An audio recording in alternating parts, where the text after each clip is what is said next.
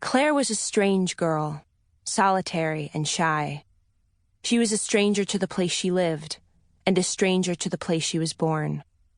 And sometimes the strange came to visit Clare, and dreams walked through her waking life. You know the strange, too. It comes to everyone in different ways and times and flavors. It's that feeling when you're alone at twilight, and the birds go suddenly silent, and a wind lifts up the leaves and drops them, and you listen, but you don't know what for. Or that odd sense when the light shifts a certain way and you say, "Oh, this feels like a dream. I feel like I'm dreaming." That's the strange. Or the Halloween feeling. You must know that one.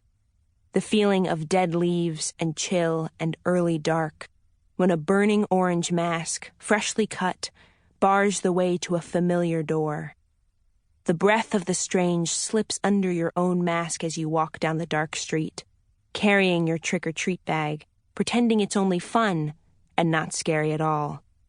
The strange swells and sighs beside you, almost close enough to touch. Clare passed through patches of strange often, much more than just at Halloween. She passed through them the way you swim through patches of surprising cold in a summer lake, with a shiver, but swimming on. It was her mother who had taught her that word when Clare was small, that word for it among others. "The strange has been here. Do you feel it?" she would say. Or, "The other crowd is passing through." Or, "Throw a pebble in that whirlwind for the fairies." Fairies. Obviously, the world and time had ruined that word for Clare, to the point where she felt herself flush to hear it. But even at almost 15, when she no longer believed in fairies, in the strange, the other crowd, whatever, even now, when she caught sight of something extraordinary and strange, she would hear her mother's words. "Ah, look, a fairy making." It was the only name she knew for what no one seemed to notice but her.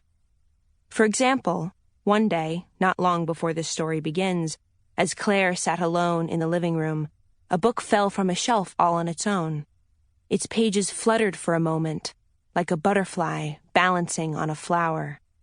Then the book settled open.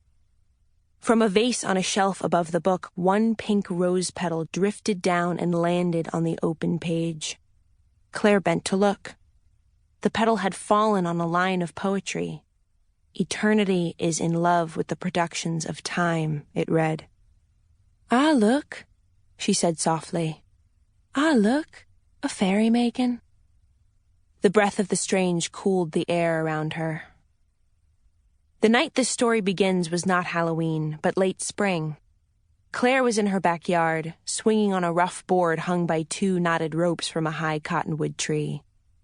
Her bare feet swept up high, straining toward the silhouette of a dead limb that, for no special reason, she was trying to knock down. After a while, the pull and push of the swing lulled her. She forgot the dead branch and dropped her head back into the dark. Her hair, red as a leaf, not quite curly, fell back, then fell around her face, then fell back, over and over. Her body in white shorts and t-shirt made a ghostly diagonal trail in the night. Back and forth. Back and forth. This would be her last time on this swing.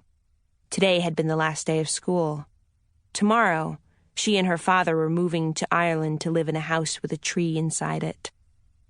Clare had been born in that tree-inside house 14 years, 11 months, and 10 and 11 days earlier.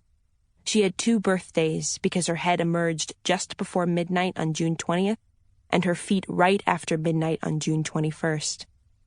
On birthdays, her mother used to make her 2 cakes, give her 2 presents, 2 birthday kisses, and so on. When Clare was almost 6, when the family still lived in that peculiar Irish house, Clare's mother died. It was the worst thing that had ever happened or ever could happen. For a long time after, the pain was like a fire that never went out, and sometimes flared up hot and raging. That was too much pain for such a small girl. So Clare smothered her blazing grief, and she did it little, by forgetting her mother and their life together. That flower of pain wouldn't stop blooming, and she was only little and knew no other way. She built brick walls of other thoughts, other memories between herself and her mother and their life. After a while, instead of a blazing bonfire, her grief was like the evening sun behind the trees when you ride your bicycle west. Sometimes you get a glimpse between the branches, or you hit a bump in the road and the sudden blaze of sun in your eyes hurts so much, it blinds you. But mostly you're just riding quietly along in the dusk. She always wore a little silver star on a silver chain around her neck, which her mother had given her, which had been her mother's necklace when she was small, and her grandmother's before that, and back and back. But by now, by this night in the swing, she hardly remembered her mother at all.